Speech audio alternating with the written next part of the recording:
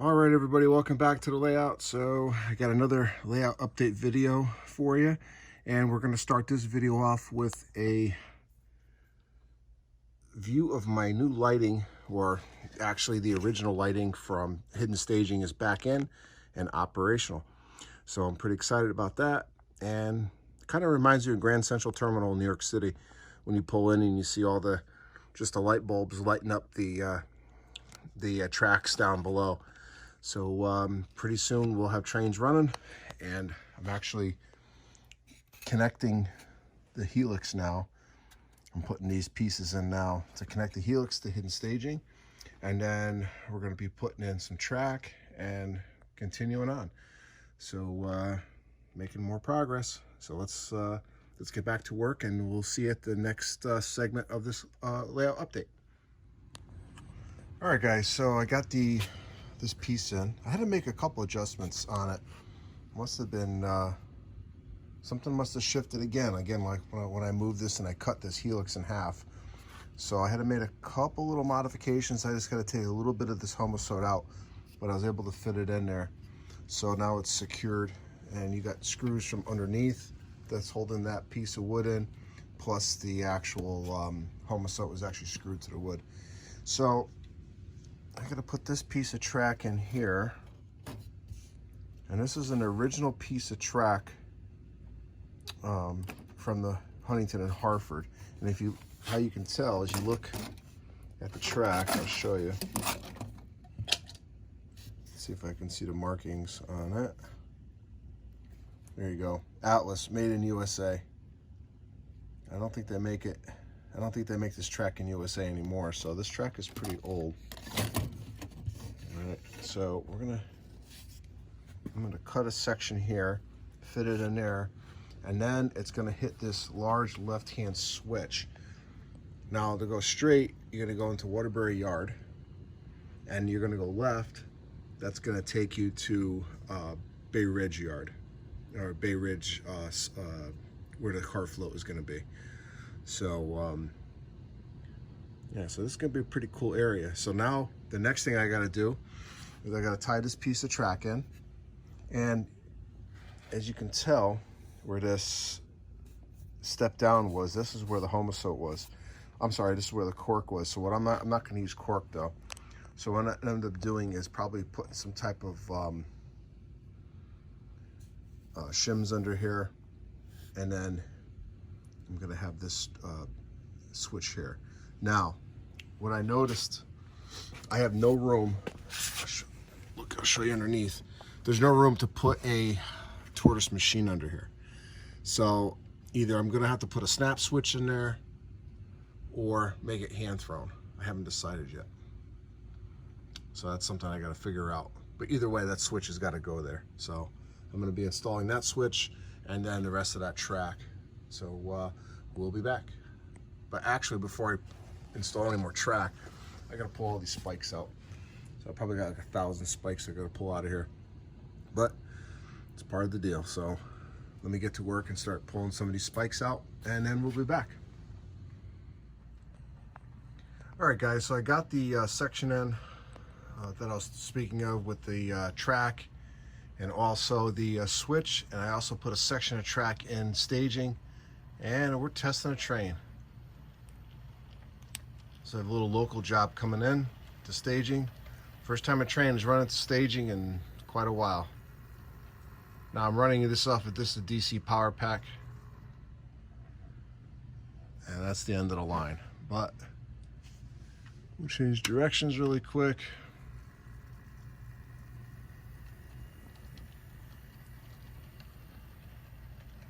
I'm gonna have to put some shims underneath that track where that switch is, just to even everything off, and then we'll be good. And we'll reverse it.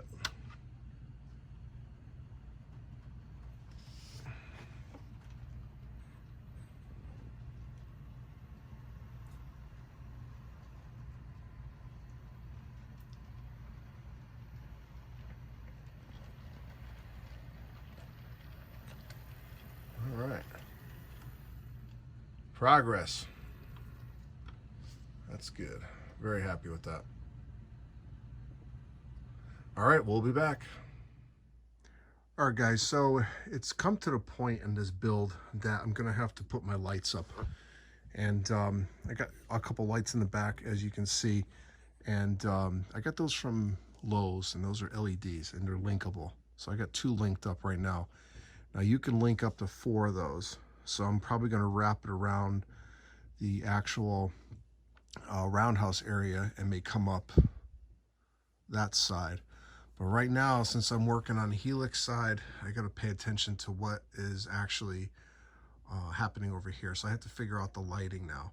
So like I said, I have 4 lights that can go in the back, and I ended up buying a dozen of these. Now these, again, these are linkable. These are the 4-foot shop lights. I got these from Costco, and I got them for like 20 bucks a piece. So it was a great deal, you know, for the lighting aspect of this layout.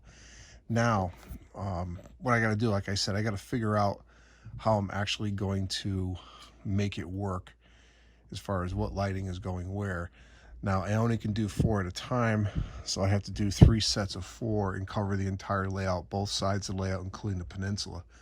So at the next layout update, I'm going to be working on the actual layout lighting, so that's what you're going to see at the next layout update, and some other stuff that I've been working on the layout. So I'm pretty much done talking about the old H&H for now. Let's head over to the actual, we're going to head over to the manufacturers, and I'm going to show you some stuff that I'm going to be working on there as far as naming switches and things like that. And then we're going to jump back to the H&H for track plan stuff that I've been working on. So I'll be right back. All right, everybody, welcome back to the manufacturers now.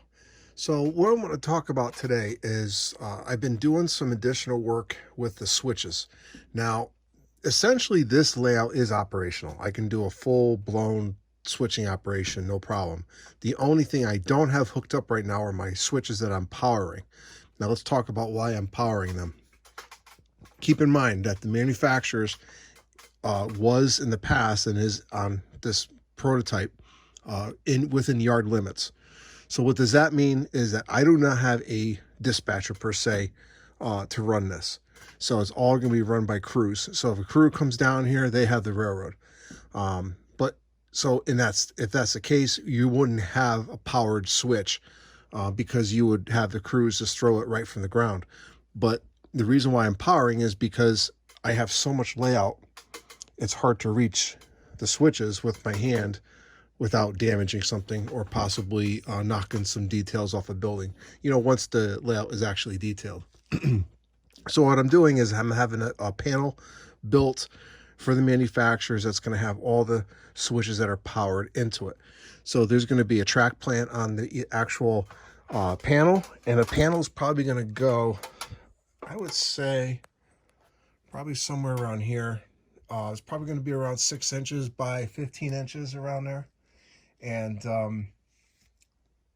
like I said, I'm going to be powering switches from here because where I'm standing right now, now that I'm back on ground level, that's as far as I can reach. I can reach to this building and that's it. All right. So I had to make this area this big, there it is deep, because of all the switching moves I wanted to do for the manufacturers. So let's go over some of the actual switch machines that I'm doing. Not all the switch machines are going to be powered. So for instance, this one right here, I can reach it with my hand, or I can actually reach it with a skewer, and that's not going to be needed to, you know, to power. However, that switch in the back, this one here that I can't reach, this one's going to be powered. All the ones that are powered have all the holes drilled already, so the only thing I have to do is mount the switch machines from underneath. And what I'm using are the Pico snap relays. I'm going to pause the video really quick and I'll show you what they look like. Give me 1 second. Okay, so these are the Pico switch machines that would mount right on that switch machine there. So if you see, there's 4 little notches here. Those correspond with these notches. However, these normally are straight up, they're vertical. What I did is I bent them down, and what I do is I slip, has the extended pin to switch the points, and what I do is I slip this from underneath, and it actually goes through 1/2-inch plywood and 1/2-inch Homosoap, and it locks into the switch. And then what I do is I take 2 Phillips screws and a washer, and I just screw it into the actual the wood from underneath. All right, so these are powered. I bought it also a snapper. It's a special relay, because it basically, once you switch these, you're using momentary toggles, and once you switch it, it sends a pulse to this and pops it. So they're not as smooth as a tortoise, and so you hear them snap. And I have a whole box of these that I had off the old layout, and instead of throwing them away or not using, I'm just going to use them just for the manufacturers. But the bigger layout that I'm building next to this, that's going to be powered all by tortoises. All right, so this is a regular, like I said, these are a snap relay. It's all wired, and it also has an accessory switch on the bottom. Now what the accessory switch does, this hooks into a bipolar LED. So I'm going to have bipolar LEDs showing red and green, just like I did in the old layout that I had. The actual the LED will light up green if the switch is normal, or red if the switch is reversed. So I'm going to do the same thing on the manufacturers. All right. So once I get the panel in, I'll show you what I mean by that. So I'm going to have to wire all these in. So let's take a look at the switches that I'm actually going to wire. All right. All right. So just a little review. The manufacturers consist of 2 main lines. You got this one here. We'll call that the outer main line. That is the bell dock branch. That goes all the way to Collet Yard on the other side. This right here is the manufacturers. This goes from bell dock all the way, and it stub ends right where that silver tank car is right there. That's where the line ends. All right. So it goes over the bridge, and it goes all the way down to bell dock. So the first switch, see if you can see it, it's the Y that's right there, the Y switch. That's going to be BD1, which is going to stand for bell dock 1. All right, so that's going to be how I named that. For instance, this switch here, the next switch on bell dock, is not going to be labeled BD, but I'm labeling it AP. This is the AMP warehouse that was there, so I'm going to call that one AP switch. So as I go along, if it's part of the manufacturers, I'm going to call it M1 to M2 to M3, or if you have the bell dock, it will be BD1, BD2. Now, the crossovers, that's different. If you look at the crossover, if I hit the crossover on the bell dock lead, the way I'm wiring these, there's going to be 2 switch machines under here. One here, one here. They're going to be wired together though. Only one will have an LED accessory switch on it. So what that's going to do is once I hit that momentary toggle, they both switch at the same time. So that's going to be CO1, crossover 1, and then I also have crossover 2. Crossover 3 is actually non-powered. That's over in bell dock, and we will get more into how the switches are supposed to be lined once I get into the operational end of it.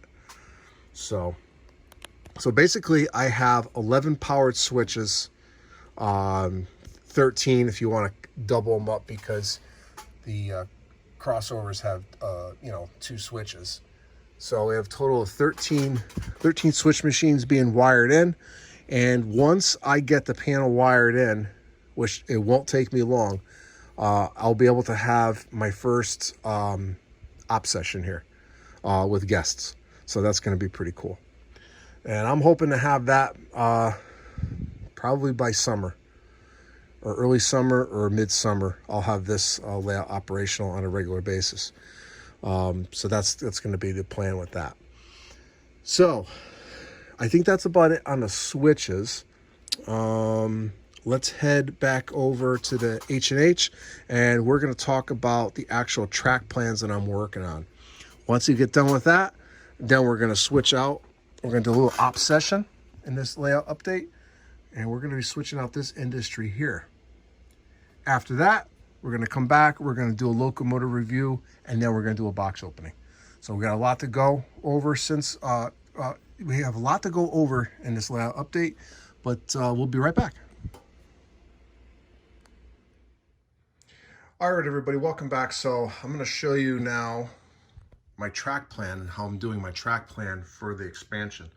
Now, what I did is I took a large piece of cardboard and I measured it out to scale, and basically 1 inch equals a foot.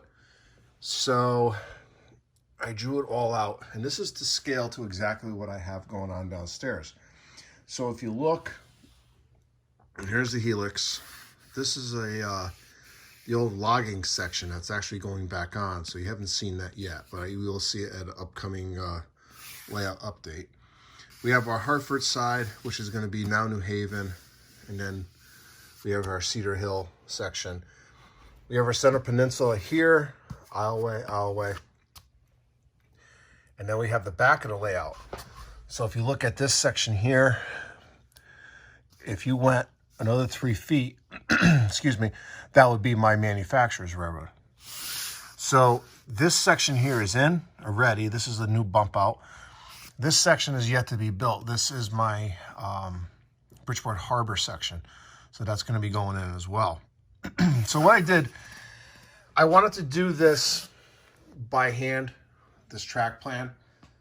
I know there's some computer programs out there, but I decided to do it this way.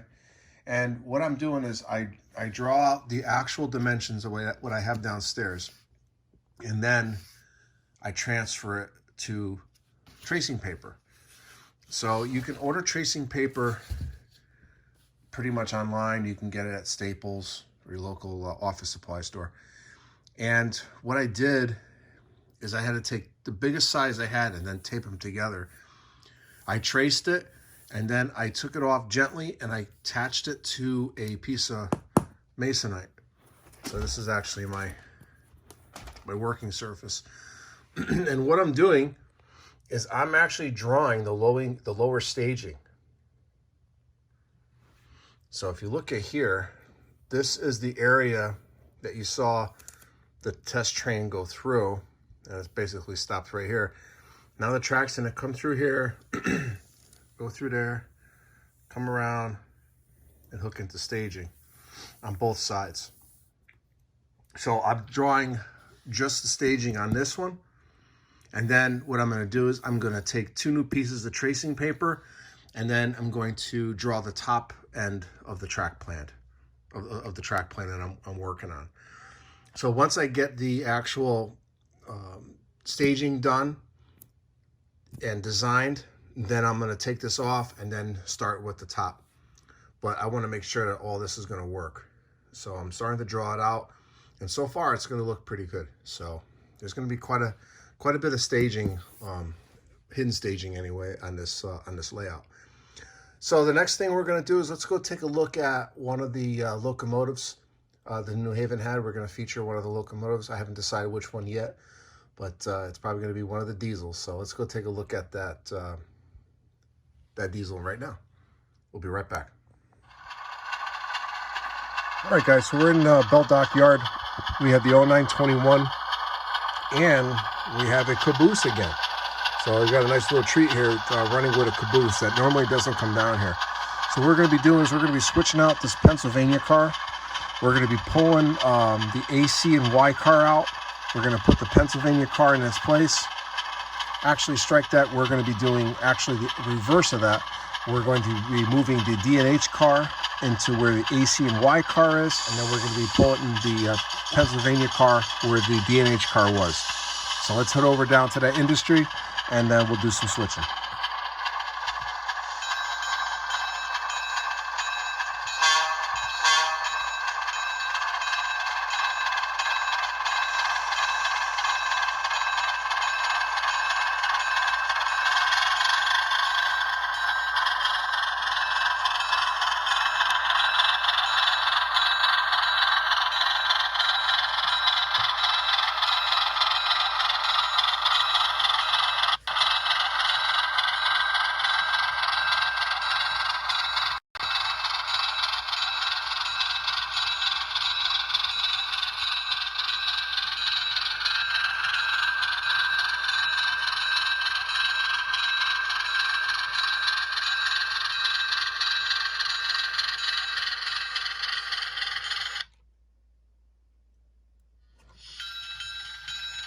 security track.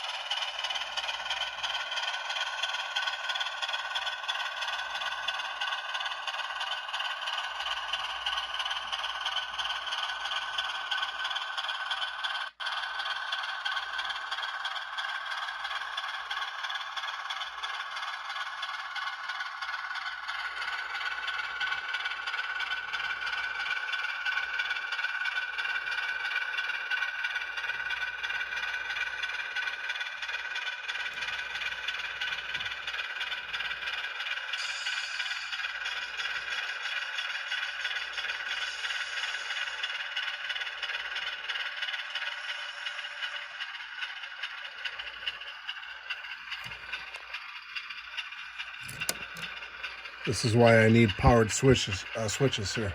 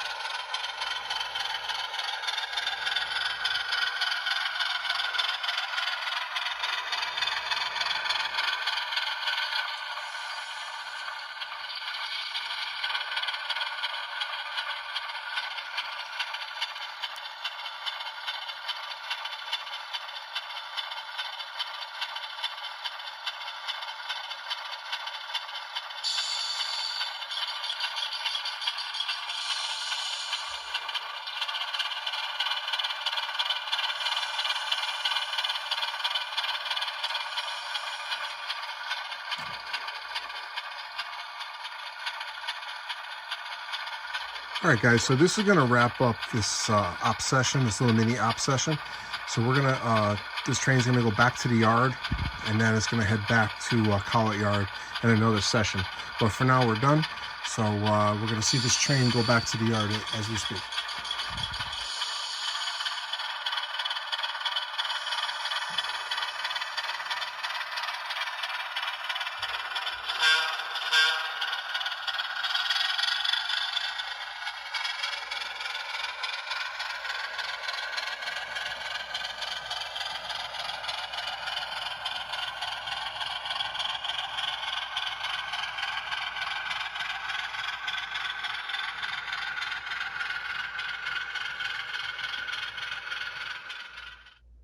All right, everybody, welcome back. So we're going to feature the New Haven S1 locomotive.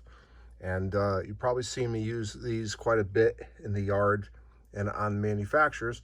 So let's go over the history of these locomotives. Now, these were delivered to the New Haven in the years between 1941 and 1949. And Alco developed these locomotives, and they were a newer lower line hood locomotives that they were developing.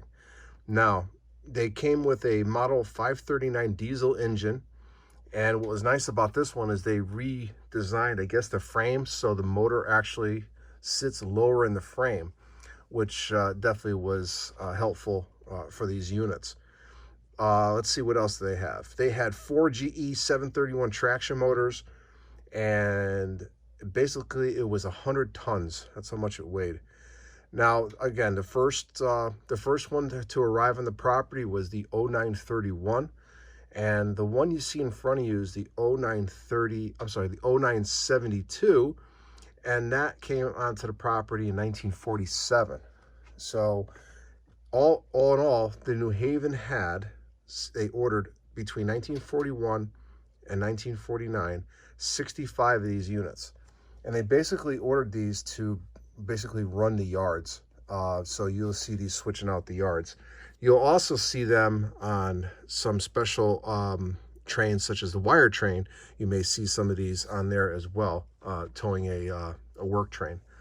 So the one you see in front of you was made by Proto 2000. So I believe you can still get these from time to time. They're out there. They're a good little runner. Eventually I'm going to put DCC and sound in this one. And then hopefully that will be coming sooner than later. Now, the history of the 0972, it was actually involved in a derailment in Bridgeport, Connecticut in 1955, where a passenger train took Jenkins Curve too fast and ended up in the lower Bridgeport yard. Unfortunately, some people were killed, including the locomotive engineer, and that electric locomotive that they were operating rolled down into the yard and hit the 0972, but I believe it survived. So let's see what else. Now, the New Haven purchased these during World War II, so they had to modify the order, and they only can get so many for obvious reasons during the war. So they actually had permission from the government to order these, but they had to order them in small batches. But the S1 became the switcher choice for the New Haven. Now, they came in different paint schemes. You see this one here, and this is called the balloon paint scheme. And then you also had the hunter green and the gold. You had a all black unit with white New Haven block letters on the side. And then you also have this one here, which you see a lot on this layout, the 0995. And that's in that paint scheme. Now, the cool thing about the 0995, this was the last S1 to be delivered on the New Haven. So it's pretty cool. So you definitely see this one a lot on my layout.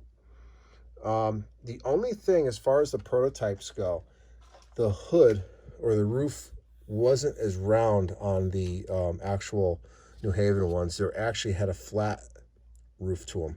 They had a little curve and then it flattened out. So, but you can get the prototypically correct roofs from Shapeways. Somebody makes them on Shapeways. So if you have one of these and you want to make it correct, you can go ahead and buy a 3D printed cab. But for me, this is fine. Now, this unit here is from Atlas.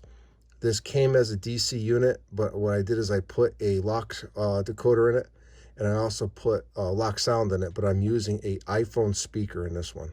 So, all right, I'm using, I believe it's an iPhone 4 speaker that I'm using in that unit. All right, so that pretty much, that's like a quick overview of these units. They're great to run if you're into the New Haven, and I'm sure whoever is in New Haven has one of these on their layout, because it's definitely a cool locomotive to have. So we're going to wrap up this layout update. We're going to head over to the workbench, and we're going to do a quick box opening, and then that's going to be it for this one. So we'll be right back.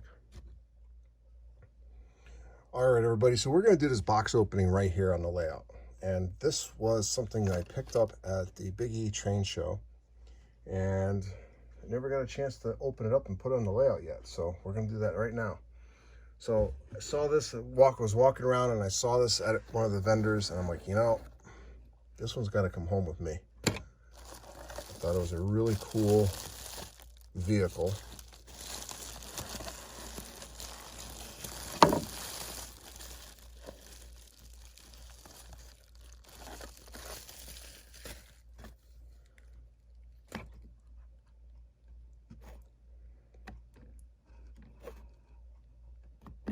Rhode Island clam. And it's from truck from Rhode Island. Mussels, clams, and oysters. And this is I believe this is a Sheepscot truck. So this is all resin. The cab and everything. It's got a license plate on it. And I couldn't resist it. So this is going to probably live down in this harbor here once I put the seaport here. So this is going to be my new addition, along with the ice truck, of course. So, but I hope you guys enjoyed this layout update. You're going to see a lot of content this month in April. So I have it all lined up already. So that should be coming out next week and the week after. So I got quite a bit of stuff coming out this month. So I hope you enjoyed this. If you haven't already, please click the subscribe button. Give you a thumbs up if you like the video. Hit the bell so you'll be notified when I upload more new videos. Now I am uploading regular videos, and I'm also uploading a lot of short videos. So if you see a vertical video, that is one of my short videos, and it's just a minute in length or less.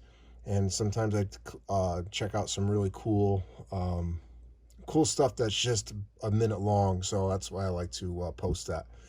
In addition to that, did a trip to Texas recently, and I have some cool trains to show you from Texas. So stay tuned for that. You'll probably see those next week come out on the channel. All right. I also have a how-to coming out, another how-to video coming out next week. So next week's going to be a busy week for the channel. So this is Ron, New Haven Rails. Thank you for watching. Thank you for subscribing. Happy railroad, everybody. Have a great night. Have a great weekend. And I'll see you at the next layout update.